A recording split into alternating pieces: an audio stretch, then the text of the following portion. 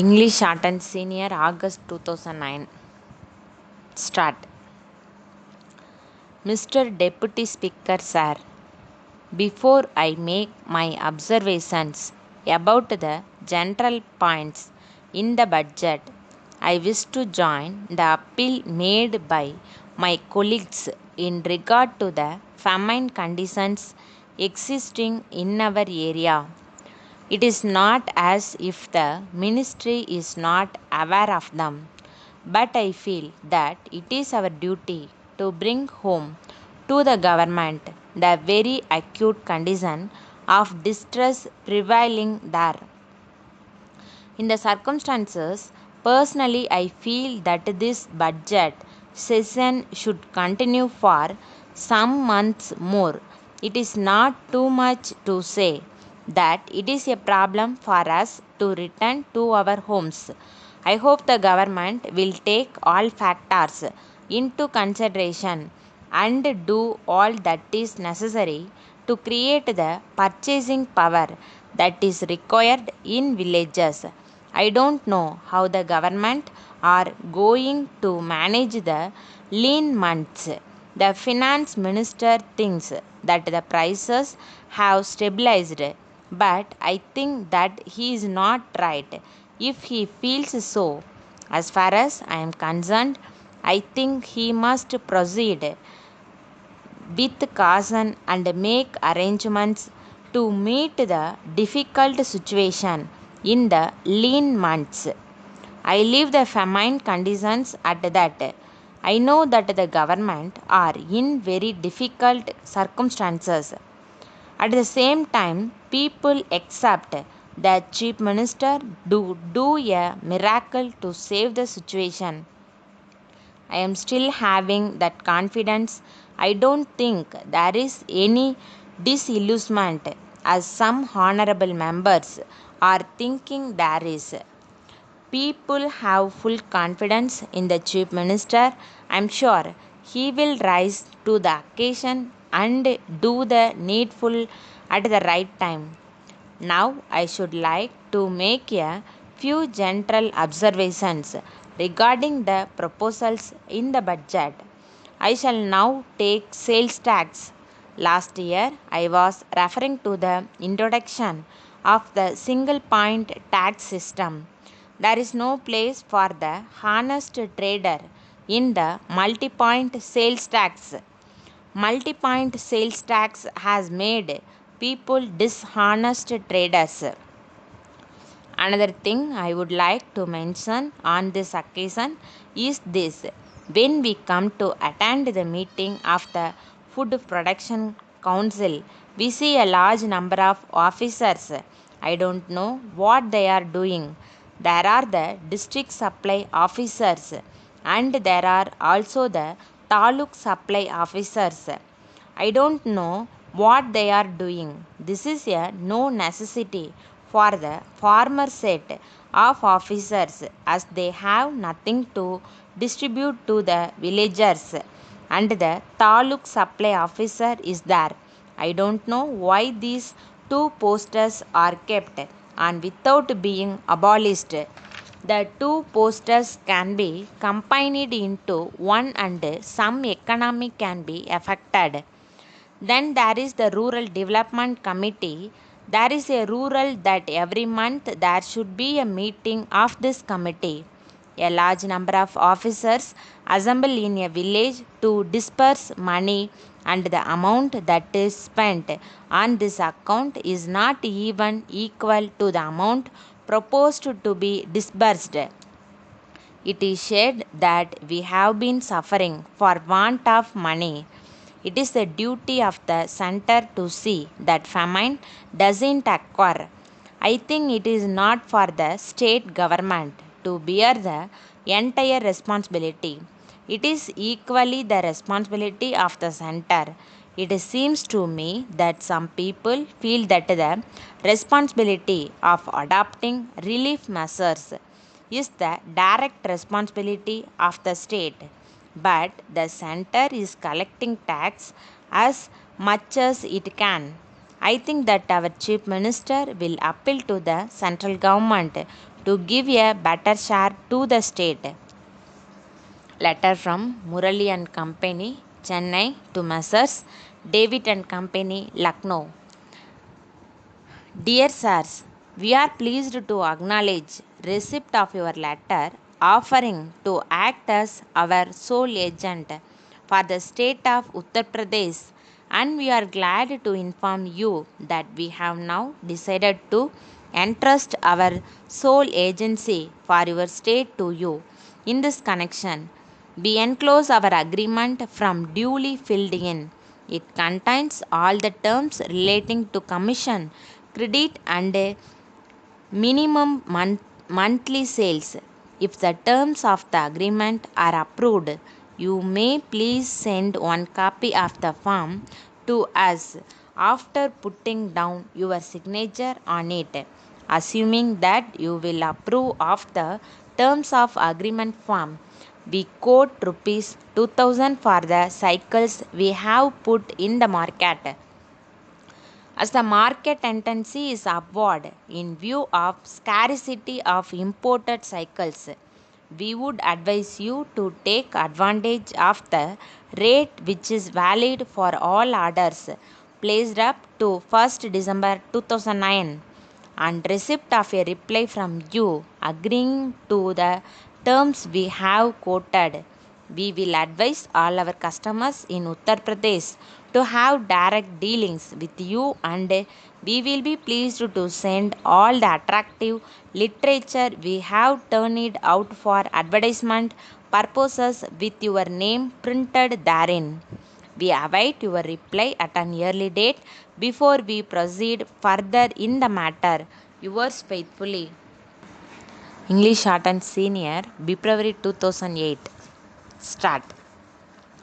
Mr. Speaker, sir, we are considering the appropriation bill with reference to the supplementary grants. I was hoping that at least one honorable member would refer at least to one item in the supplementary grants and make some concrete suggestions, but I was disappointed. I would request honorable members to bear in mind that we have to follow the rules of debate at least to some extent. It is not as if the minister can answer any point at any time. We come prepared with reference to the budget matter which is to be discussed. So, honorable members should not feel sorry if I am unable to reply to some points raised here. I am grateful to the deputy leader of the opposition for his constructive speech. After all, we are interested in the welfare of the people, and all of us are eager that our country should prosper. We want that the various needs of the people should be met. In the method of doing this, there may be difference of opinion in regard to certain matters, but it should not stand in the way of our cooperating where we agree. One honorable member referred to the need for improving irrigation facilities. I may inform him that we are anxious to increase production of food grains. The government will do their best to increase food production if, as a matter of fact, food production can be increased in any part of the country by a simple scheme as suggested by him. We will look into the matter. Then, as regards bus transport, he referred to the attitude of the contractors towards passengers. I don't know how far this charge is true. I agree that there are certain people not only in transport service but in other walks of life also who are unpleasant to other persons. But I may tell the honorable member that if there are bad people in transport service, they should be looked. If he had brought to the notice of the government specific instances, we could have taken action, but he made only a general charge. I now come to the subject of loudspeakers. When one meeting is addressed by one party and another meeting which is held just nearby is addressed by another party, if loudspeakers are installed, it will result in shouting and confusion. It is our intention in permitting the use of loudspeakers that they should cause the least inconvenience to others. It is only with this object in view that the use of loudspeakers is regulated.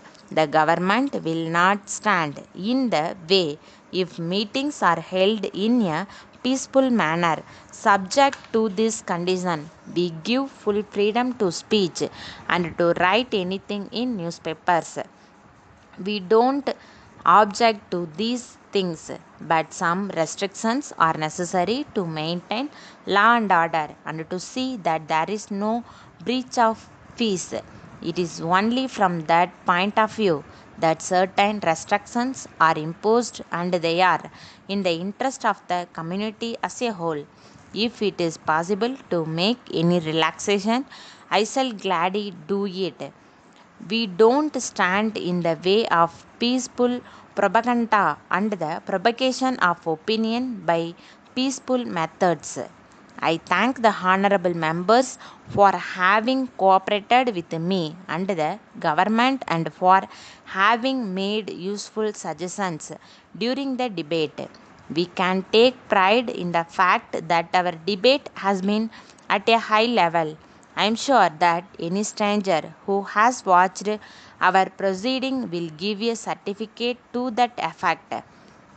Letter from Ganesh Food Stores, Mumbai to the Indian Biscuit Company, Pune.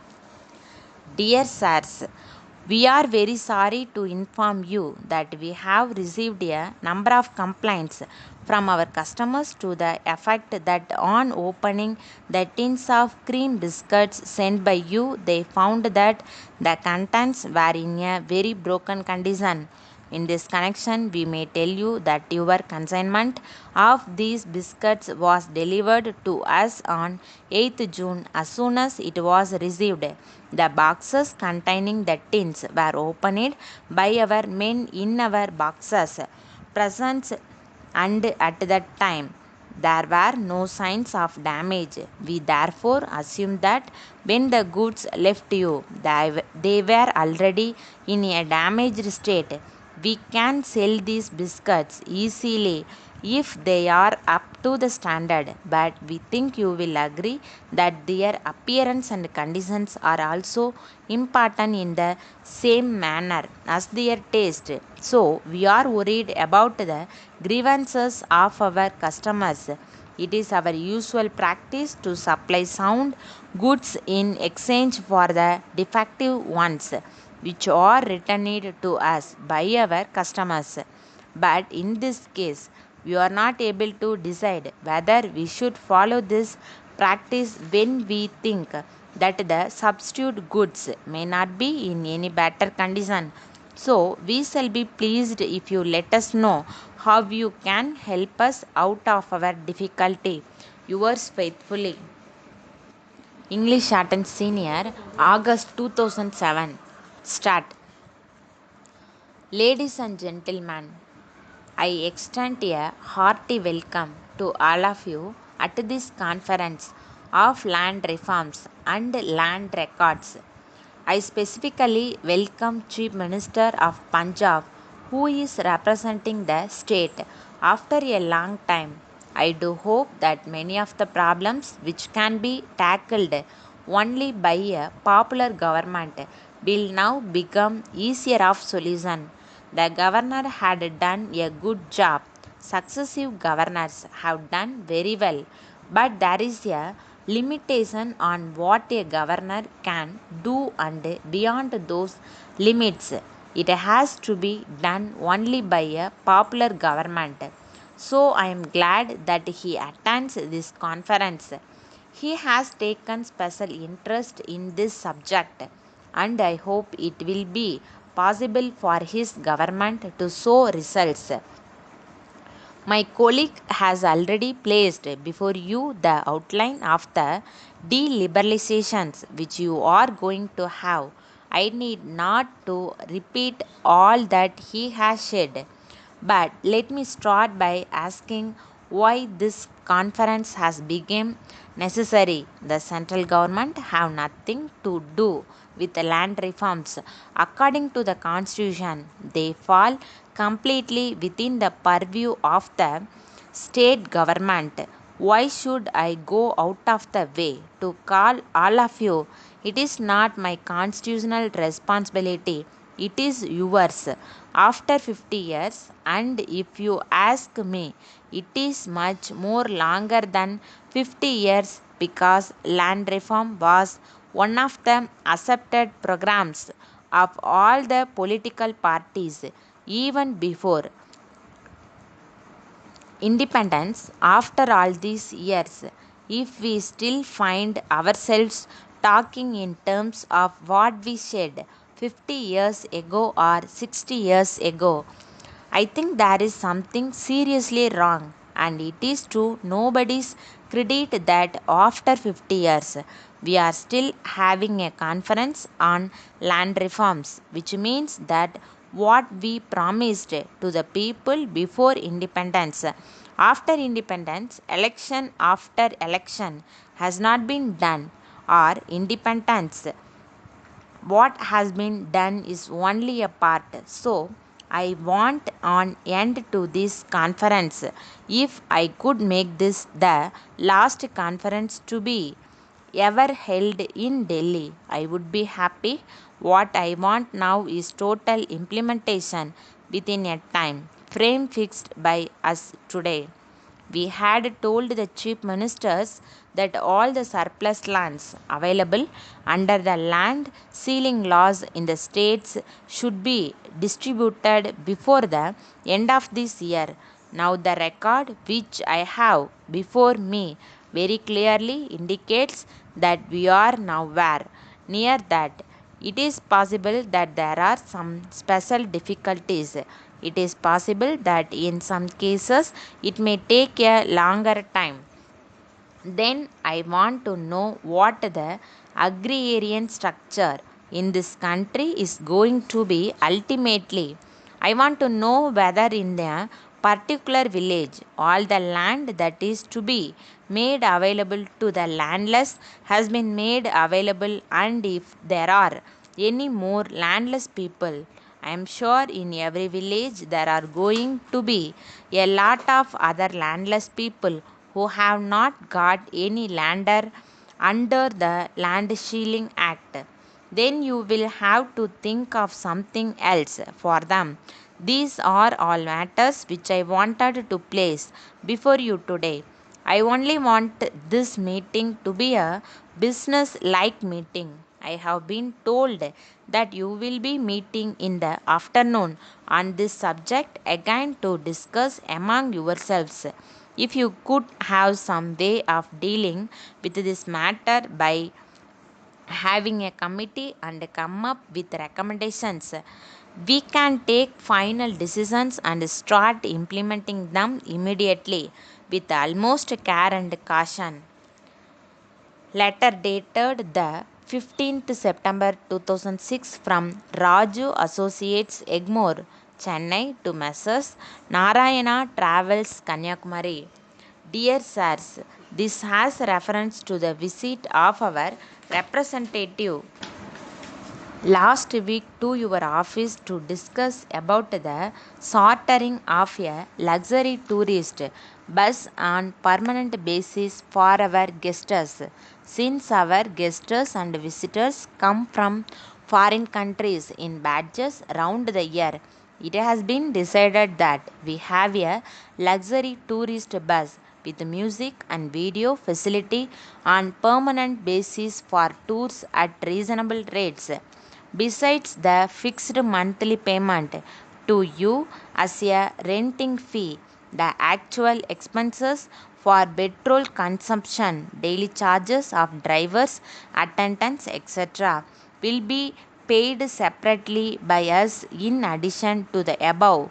when the tours actually take place. A well experienced driver and attendant may be please be posted for the smooth operation of the tourist bus.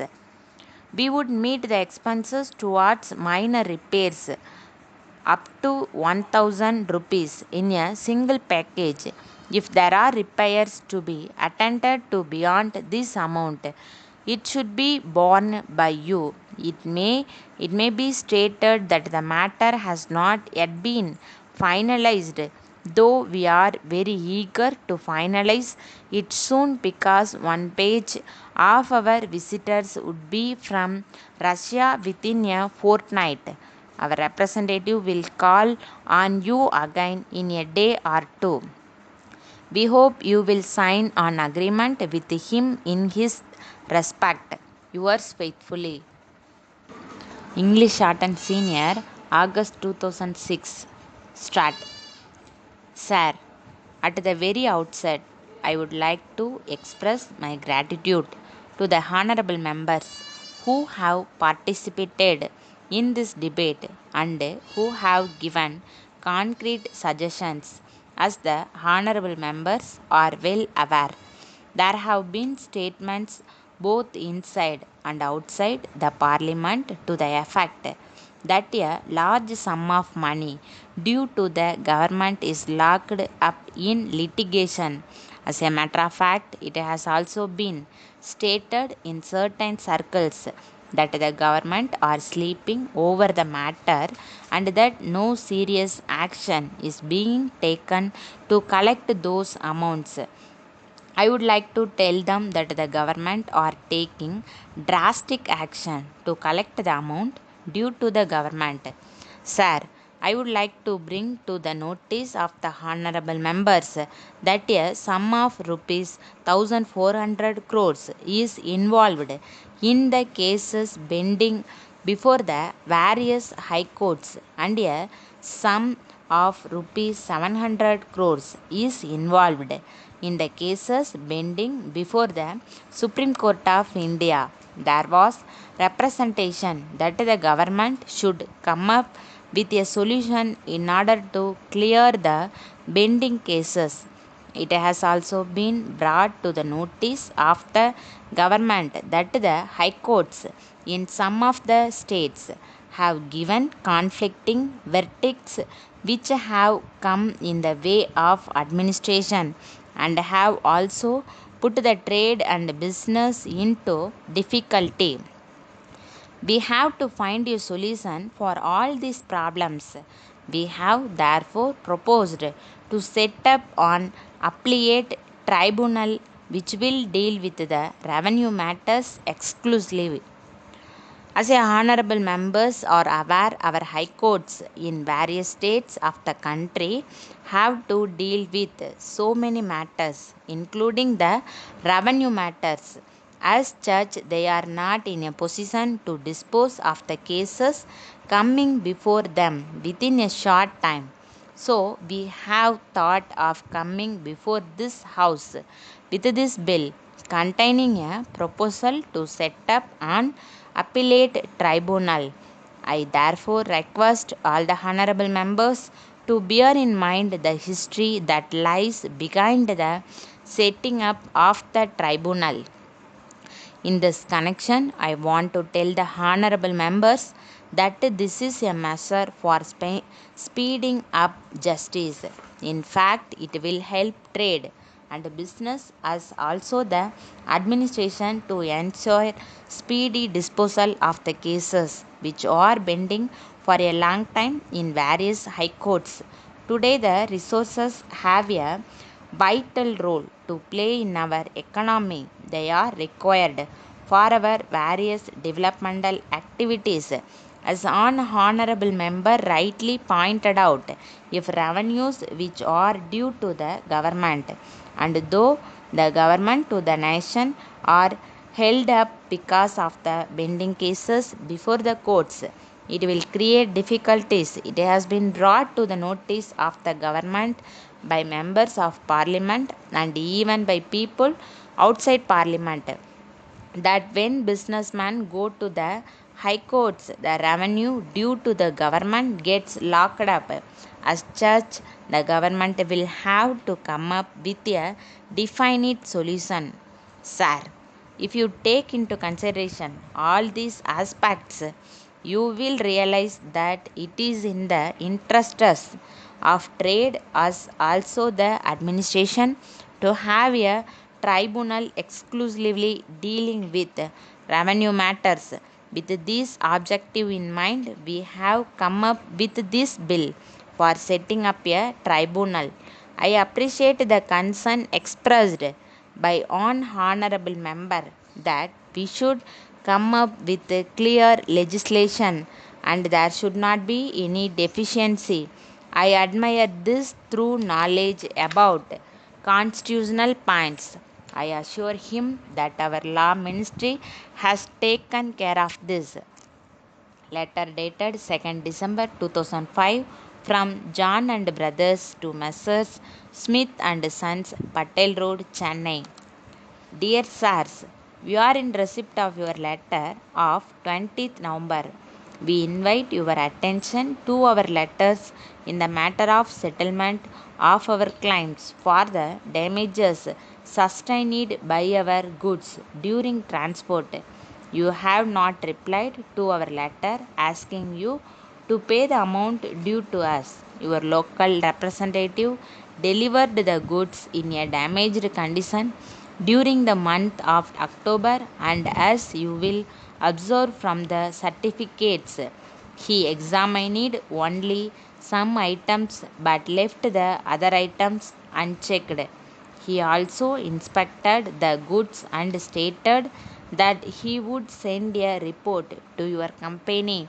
We had to prepare a list of all damaged goods together with their estimated value and prefer a claim to your local office in Bangalore before sending a notice through our lawyer. Even though he had asked your company to come and inspect the goods within a fortnight, no action has been taken in the matter. In the circumstances, it was presumed that the company had no intention to contact on inspection of the damaged goods, and therefore, in all fairness, it was hoped that the company had accepted our claim for the damages. In this case, we have insured the goods, and it is therefore necessary to survey the damages at once and compensate the loss. Yours faithfully.